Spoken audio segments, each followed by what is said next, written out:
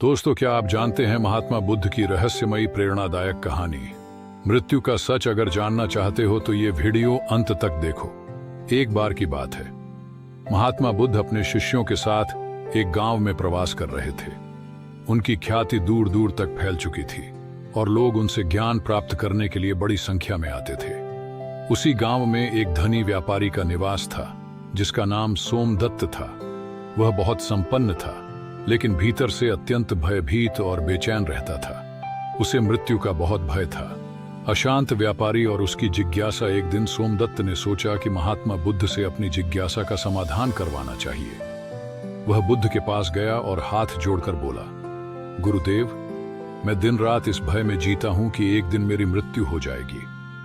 मैं नहीं चाहता कि मैं मरणशील बनूं। क्या कोई उपाय है जिससे मैं मृत्यु को हरा सकूं?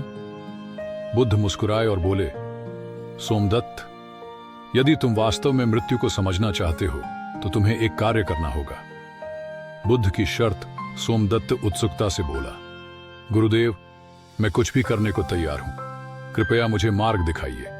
बुद्ध बोले, तुम इस गांव में जाओ और मुझे एक ऐसा घर ढूंढ कर लाओ जहां किसी की मृत्यु न हुई हो। यदि तुम ऐसा घर खोज लो तो मैं तुम्हें अमरता का रहस्य बता दूंगा। सोमदत्त को यह कार्य बहुत सरल लगा। उसने सोचा कि जरूर कोई न कोई ऐसा घर होगा जहां कभी किसी की मृत्यु न हुई हो।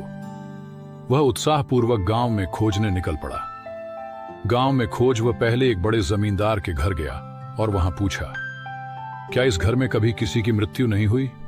जमींदार की आंखों में आंसू आ गए और उसने कहा, मेरे पिता और दादा दोनों की मृत्यु हो चुकी है। सोमदत्त निराश होकर आगे बढ़ा। वह एक अन्य घर गया जहां एक गरीब परिवार रहता था। वहां उसने वही सवाल किया, क्या इस घर में कभी किसी की मृत्यु नहीं हुई?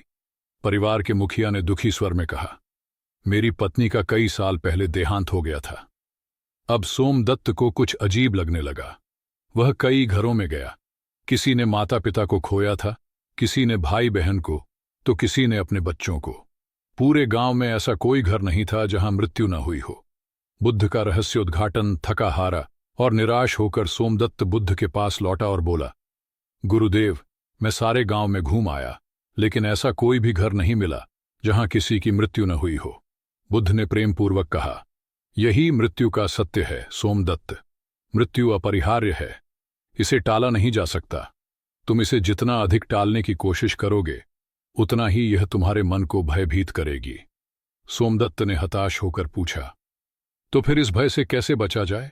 बुद्ध बोले, मृत्यु से बचा नहीं जा सकता, लेकिन इस भय से मुक्ति पाई जा सकती है। अगर तुम अपने जीवन को सच्चे धर्म और करुणा के मार्ग पर चला सको, दूसरों की भलाई कर सको, तो जब मृत्यु आएगी तुम उसे मुस्कुराकर गले लगा सकोगे।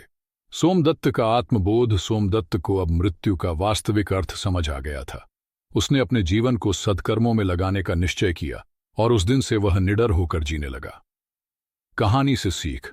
मृत्यु से डरने के बजाय अच्छे कर्मों से जीवन को सार्थक बनाना चाहिए। संसार में कोई भी अमर नहीं है, इसलिए हमें जीवन को व्यर्थ की चिंता में नहीं गंवाना चाहिए। वर्तमान में जीना और दूसरों की सहायता करना ही सच्ची अमरता है।